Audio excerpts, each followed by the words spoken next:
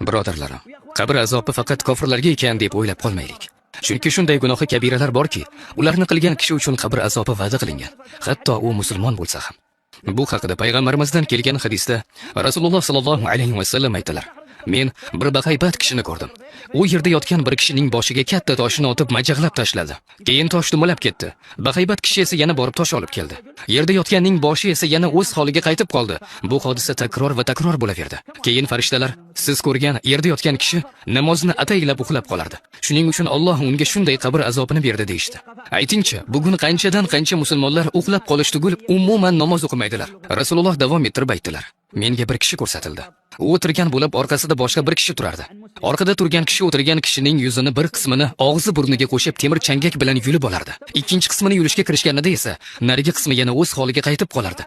Bu holat ham takror va takror bo'laverdi. Bunday azobga tortilgan kishi kim bilasizmi? U hayotlik chog'ida yolg'on xabarlar tarqatgan, odamlarni g'iybat qilgan. U Twitter, WhatsApp kabi internet tarmoqlarida musulmonlarga o'zi ko'rib eshitmagan narsalarni bo'xton qilardi.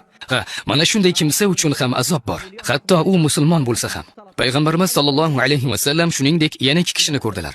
Birinchisi sohilda turib, ikkinchisining og'ziga tosh solardi.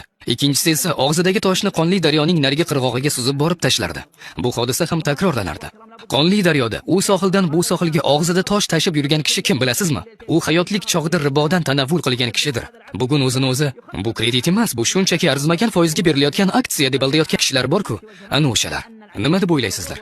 Riboni orqasidan kun ko'rayotgan kishi shu ishi uchun qiyomat kunigacha azoblanishini o'ylasa, sudxo'rlik qilishda davom etadimi? Allohga qasamki, riboga umuman yaqinlashmaydi. Shuning uchun biz ertaga Robbimizni huzurida turib hisob-kitob qilinishimizni o'ylashimiz kerak. Qabr azobi kishining gunohiga yarasha bo'ladi va biz u qancha davom etishini bilmaymiz. Bir necha oy, bir necha yil, hatto qiyomatgacha davom etishi mumkin.